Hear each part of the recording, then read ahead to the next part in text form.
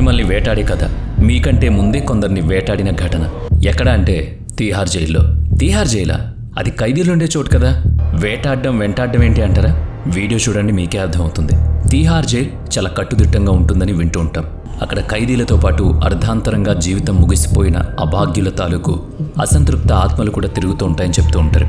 శిక్ష పడి జబ్బుపడి ఉండలేక తమ ఊపిరి తామే తీసుకుని పరస్పరం గొడవలు పడి అలా పలువురు అక్కడే బయట ప్రపంచం చూడకుండానే లోకం విడిచి వెళ్ళిపోయి ఉంటారు కదా. అటువంటి వారి తీరని ఆశల, నెరవేరని ఆకాంక్షల, చెలరేగే క్రోధాగ్నుల అలజడుల తాలూకు ప్రతిధ్వనులు అక్కడ జైలు గోడల నడుమ వినిపిస్తూనే ఉంటాయి. అదిగో ఆ ఖైదీ రాహుల్నే చూడండి, భయంతో పరుగులు తీస్తున్నాడు. ఎందుకన్నది అతను చెప్పే స్థితిలో లేకపోయినా మిగతా వాళ్ళని అడిగితే వివరిస్తారు. ఎందరి ఉసురులో తీసి జైలుకొచ్చిన రాహుల్ అంటే జైల్లో ఖైదీలకు హడల్. కానీ ఆ రోజు అతడు ప్రాణభయంతో జైల్లో పరుగులు పెడుతున్నాడు. అందరికీ నమ్మశక్యం కానట్టు చూస్తున్నాడు. ఒక మరుగుదొడ్డిలోకి దూరి తలుపు వేసుకున్న రాహుల్కి భుజాలు బాగా నొప్పి పెడుతున్నాయి. అదే సమయంలో రూపం కనిపించని నవ్వు శబ్దం వినిపించసాగింది. సమయం గడిచే కొద్దీ భుజాల నొప్పి, నవ్వు తీవ్రత మరింత ఎక్కువైంది. ఎదురుగా ఉన్న అద్దంలో తనను తాను చూసుకున్న రాహుల్కి తన భుజాల మీద ఏదో నల్లని ఆకారం కూర్చుని కనిపించింది. దాని కళ్ళు మెరుస్తున్నాయి. రాహుల్కి వినిపిస్తున్న నవ్వు ఆ ఆకారానిదే. ఇటువంటి అనుభవాలు రాహుల్ ఒక్కడికి కాదు, ఇంకా మరెందరికో ఎదురయ్యాయి. భూత ప్రేత పిశాచాలు రుద్రభూముల్లో, పాడుబడ్డ కోటల్లో సంచారం లేని కొండగుట్టల్లో ఉంటాయని వింటూ ఉంటాం. అవి ఢిల్లీ తీహార్ జైల్ వీధుల్లో కూడా ఉన్నాయంటారు కొంతమంది. తీహార్ జైల్ ఓ పెద్ద ఊరు కనుక దాని లోపల దారులన్నీ వీధుల్లా ఉండడంలో ఆశ్చర్యం లేదు. అక్కడ 6వ నెంబర్ సెల్ గోడల వెనుక బాధాకరమైన ఏడ్పుల నేపథ్యం ఏంటో తెలుసుకుందాం. చీకటి పడితే చాలు తీహార్ జైల్లో భయం మొదలవుతుంది. విద్యుత్ వెలుగులుంటాయి, కాపలా పోలీసుల చూపులు గమనిస్తూనే ఉంటాయి. అయినా రాత్రి 2:30 గంటల తర్వాత జైల్లోని ప్రాంతాల్ని వీడిపోలేక, విముక్తి దొరకక అక్కడే చిక్కుకున్న ఆత్మల ఘోష వినిపిస్తుందంటారు. రాత్రివేళ ఖైదీలు బ్యారెక్స్లో కేటాయించబడ్డ జైలు గదుల్లో ఉంటారు. అన్ని సెల్స్కి తాళాలుంటాయి. ఆ సమయంలో కిటికీల మీద నీడలు కనిపిస్తూ ఉంటాయి. ఉరితీసే గదుల వద్ద ఏవో పల్చని నీడలుంటాయి. జైల్లోని 6వ నంబర్ సెల్లో మహిళా ఖైదీలు ఉంచబడతారు. సెల్లో మళ్లీ విడివిడి గదులు కూడా ఉంటాయి. అటువంటి ఓ గదిలో ఓ మహిళా ఖైదీ మరణించింది. అది జరిగి చాలా కాలమైంది. ఆమె చనిపోయేదాకా తాను నిరపరాధిని అంటూ నిత్యం రోధిస్తూనే ఉండేది. 6వ నంబర్ సెల్లో ఆమె చనిపోయిన తర్వాత ప్రతిరోజు పగలంతా అతి సాధారణంగానే ఉండే జైలు గదుల్లో రాత్రి 2 గంటల తర్వాత మాత్రం భరించలేని ఏడుపుల శబ్దం వినిపిస్తుందని, తాము భయాందోళనతో నలిగిపోతున్నామని 6వ నంబర్ సెల్లో ఉన్న తామందరినీ వేరే సెల్కి మార్చమని ఆ సెల్ ఖైదీలు జైలర్తో మొరపెట్టుకున్నారు. కొందరైతే తాము తెల్లచీర కట్టుకున్న మహిళా ఆత్మను చూశామన్నారు. సగం కాలిన ముఖంతో సెల్లో ఓ మూలన నిలబడి తర్వాత బల్లిలా గోడను పట్టుకుని పాకుతూ బయటకు వెళ్ళిపోయిందన్నారు. ఒకరోజు బ్యారెక్లో దీపాలారిపోయాయి. తర్వాత ఎవరో నవ్వుతున్నట్టు భీకరంగా వినిపించింది. వాళ్ళు వణికిపోయారు. బయటకు వెళ్లాలంటే తెల్లవారే వరకు తలుపులు తెరవబడవు. అప్పుడు వాళ్ళకి అనుభవజ్ఞులు చెప్పిన జాగ్రత్తలు గుర్తుకొచ్చి వెంటనే వాటిని పాటించారు. సరిగ్గా రూపం లేని ఆకారం ఏదో నవ్వుతూ ఏడుస్తూ ఉంది కదా, అవి చెవుల పక్కనే వినిపించినా కూడా కళ్ళు తెరవకుండా అలాగే పడుకుని ఉండాలి. పొరపాటున కళ్ళు తెరిచి చూస్తే మాత్రం ఆ రూపం వాళ్ళని ఎత్తుకుపోతుంది. కనుకనే కొందరు బిర్ర బిగుసుకుపోయి పడుకున్నారు, కొందరు ముసుగు తన్ని పడుకున్నారు, మరికొందరు లోపల దేవుణ్ణి తలుచుకున్నారు. కానీ ఎవరూ కళ్ళు తెరవలేదు. ఆ నీడ వారి మధ్యనే నడుస్తూ తమను లేపడానికి ప్రయత్నిస్తున్నట్టు అనిపించింది. అలా నడిచిన ఆకారాన్ని చూసిన రాహుల్ గతి ఏమైందనుకున్నారు?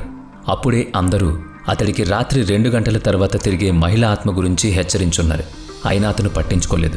తన సంగతి తను చూసుకోగలనని, వాళ్ల సంగతి ఆలోచించుకోమని నిర్లక్ష్యంగా జవాబిచ్చారు. అతని సెల్ 6వ నెంబర్కి సమీపంలోనే ఉంది. రాత్రి 2 గంటల తర్వాత అతనికి ఆ కేకలు, ఏడుపులు, నవ్వులు వినిపించాయి. కళ్ళు తెరిచి చూసిన అతడికి ఏం కనిపించలేదు. కానీ రాహుల్ అని తన్నెవరో పేరు పెట్టి పిలిచినట్లు అనిపించింది. తోటి ఖైదీల హెచ్చరికలు మరిచి కళ్ళు తెరిచి వెనక్కి చూశాడు. ఎవరూ కనిపించలేదు. కానీ అతను చూసిన వెంటనే ఆ శబ్దాలు నిలిచిపోయాయి. అది తన భ్రమ అనుకున్నాడు. వెళ్లి పక్క మీద నడుము వాల్చాడు. రాహుల్ కళ్ళు మూసుకుని నిద్రపోవడానికి ప్రయత్నం చేస్తున్న వేళ అతనికి మళ్లీ మాటలు వినిపించాయి. రాహుల్, నన్ను కాపాడు, నేను నిర్దోషిని అంటూ వినిపించిన ఆ మాటల్ని రాహుల్ విన్నాక మనసులో భయం మొదలైంది. బింకం సడలింది. ఆ మాటల్ని వినకూడదని తన మనసులోకి వేరే ఆలోచనలు బలవంతంగా తెచ్చుకోసాగాడు. అయినా సరే ఆ మాటలు, ఆ గొంతు, ఆ బాధ, ఆ ఆర్తి, దుఃఖం తీవ్రమయ్యాయి. పేరు పెట్టి పిలుస్తూ రక్షించమని కోరుతూ ఉంది ఆ గొంతు. రాహుల్లో చిన్నగా కదలిక మొదలైంది. అంటే వింటున్నాడు. కాసేపటికి ఆ గొంతులో దుఃఖం పోయి నవ్వు వినిపించింది. వేళాకోళం పట్టిస్తున్నట్టుంది. కాసేపటికి ఆ స్వరం అతి దగ్గరగా వచ్చి తన ఛాతీ మీద ఎవరో కూర్చున్నట్టు తోచింది. బరువు ఎక్కువ అయ్యింది. అయినా కానీ రాహుల్ అలాగే పడుకునున్నాడు. ఎవరో అతని గొంతు నొక్కేశారు. ఇక ఊపిరి సలపకపోయినా రాహుల్ ఒక్క ఉదుటన లేచి పరిగెత్తాడు. బయటకు ఎలా వచ్చాడో అతనికి తెలియదు. సెక్యూరిటీ గార్డ్ కనిపించలేదు. అతని అరుపులు ఎవరికీ వినిపించలేదు. తెరుచుకున్న సెల్లోంచి బయటకొచ్చిన రాహుల్ని ఆ భీకరమైన నవ్వు వెంబడిస్తూనే ఉంది. తెల్లవారి బ్యారెక్లో మరుగుదొడ్డిలో అద్దం ముందు నేలపై పడి ఉన్న రాహుల్లో ప్రాణం లేదని పోలీసులు గుర్తించారు. ఇటువంటి నమ్మశక్యం కాని ఘటనల్ని తాము ఎదుర్కొన్నామని ఖైదీలు ఎన్నోసార్లు మొరపెట్టుకున్నారు. తీహార్ జైల్లో 3వ నంబర్ సెల్ వద్ద సెక్యూరిటీ చేయడానికి గార్డులు కూడా ఇష్టపడరు. అక్కడ గతంలో ఉరి శిక్షల్ని అమలు చేసేవారు. అటువంటి ప్రదేశంలో రాత్రి కాపలా కాచే గార్డ్స్కి ఎవరెవరివో మృత శరీరాలు కనిపించేవి. ఏడుస్తున్న అరుపులు వినిపించేవి. సదరు 3వ నంబర్ సెల్ బ్రిటిష్ వలస పాలన సమయంలో నిర్మించింది. పెద్ద రాతి గోడలు, పొడవాటి నడవాలు, ఇనుప చువ్వల తలుపులున్న గదులుంటాయి. పైకప్పుకు అక్కడక్కడ విద్యుత్ బల్బులు మసగ్గా వెలుగుతూ ఉంటాయి. కావలి భటులకు తమ చెవుల వద్ద రాత్రివేళల్లో ఎవరో గుసగుసలాడుతున్నట్లు వినిపించేది. సెల్ లోపల ఖైదీలు తమ భుజాల్ని ఎవరో తొక్కేస్తున్నట్టుగా భావించేవారు. మరొకతను ఎవరో కొట్టినట్టుగా చెప్పేవాడు. ఇంకొకరు తనకేవో ఆత్మలు కనిపిస్తున్నాయని వాడించేవాడు. వీళ్ళందరి సంగతి ఇట్లా ఉంటే ఆ గదుల్ని శుభ్రం చేసేవారి సంగతి వేరేలా ఉండేది. రాత్రివేళ శుభ్రం చేసేటప్పుడు అక్కడి నుంచి ఎవరో వెక్కి వెక్కి ఏడుస్తున్నట్టు, ఆ వెంటనే గట్టిగా రోదిస్తున్నట్టు వినిపిస్తూనే కాసేపటికి అది వికటంగా నవ్వుతున్నట్లు అనిపించేదట. తాము శుభ్రం చేస్తుంటే తమ ప్రమేయం లేకుండానే చేతుల్లోని చీపుర్లు వాటంతటా అవే ఊగేవని కొందరు చెప్పారు. నడుస్తూ ముందుకు వెళుతుంటే తమతో పాటుగా కనిపించని వ్యక్తి పాదాల సవ్వడి వినిపించేది. అటువంటి ఏడ్పులు, నవ్వులు, అడుగుల సవ్వడులను వినిపించుకోకుండా, పట్టించుకోకుండా, అసలు అటు ధ్యాస పెట్టకుండా తల వంచుకుని తమ పని తాము చేసుకుంటూ పోతుంటే మాత్రం తమకు ఏ హాని జరగదని వారికి అర్థమై అలాగే చేస్తున్నారు. ఇక తల తిప్పి చూస్తే మాత్రం అదే వారికి కాళరాత్రి. ఇటువంటి అతీత ఘటనలు తీహార్ జైలు మొత్తంలో జరిగేవి కావు. కేవలం కొన్ని ప్రదేశాల్లోనే ఇటువంటి అనుభూతులకు లోనయ్యేవి. సెల్ నెంబర్ 6, సెల్ నెంబర్ 3 ఇంకా వాటి సమీపంలో ఉన్న గదుల్లోనూ మాత్రమే ఈ ఘటనలు జరిగేవని వాటి బారిన పడ్డవాళ్ళు చెప్తున్నారు. 2020లో మార్చి నెలలో నిర్భయ హంతకుల్లో 4గురిని ఉరితీసిన తర్వాత ఖైదీలంతా నిద్రకు నోచుకోలేకపోతున్నామని జైలర్కు చెప్పుకుని బాధపడ్డారు. తమకు ఏవో మాటలు, అరుపులు, భయంకరమైన కేకలు వినిపిస్తున్నాయని వాపోయారు. వాళ్ళంతా మానసికంగా కృంగిపోయి అలా మాట్లాడుతున్నారని మానసిక రుగ్మతల చికిత్సలు వివరించే ప్రయత్నం చేశారు. మానసిక విశ్లేషకుల్ని, వైద్యుల్ని జైల్లోని ఖైదీలతో మాట్లాడమని చెప్పారు. నీడలు కనిపించడం వంటి భ్రాంతిని మనోవిజ్ఞాన శాస్త్ర పరిభాషలో ఫాస్పిన్ ఫ్లాష్ అంటారని చెప్పారు. మనసులో భయం పుట్టినప్పుడు గుండె కొట్టుకునే వేగం పెరుగుతుందట. కంటిలోని రెటీనాయే ఒక నీడలాగా అనిపిస్తుంది. దాన్నే ఆ భయస్థుడు ఎవరిదో చనిపోయిన వారి ముఖం అని భ్రమపడతాడు. నిద్రపోతున్న వాళ్ల ఛాతి మీద కూర్చునే ఆకారం తాలూకు భయాన్ని స్లీప్ పెరాలసిస్ అంటారు. వాటి తీవ్రతల్లో తేడాల మూలంగా వివిధ రకాల భ్రాంతులకు లోనవుతారు. గొంతు నొక్కుతున్నట్టు మీద కూర్చున్నారని, భుజాలపైకి ఎక్కారని అలా తమకు తామే భావించుకుంటారు. నిద్రలోంచి లేచామంటే అర్థం మెదడు, శరీరం రెండూ చైతన్య స్థితిలో ఉన్నాయని కదా. కానీ ఈ భ్రాంతికి లోనైన వారి మెదడు మెలకువగా, శరీరం కదలకుండా ఉంటుంది. దాన్నే స్లీప్ పెరాలసిస్ అంటారట. ఇక తీహార్ జైల్ లేదా అటువంటి జైళ్లు సాధారణ మనుషులుండేవి కాదు.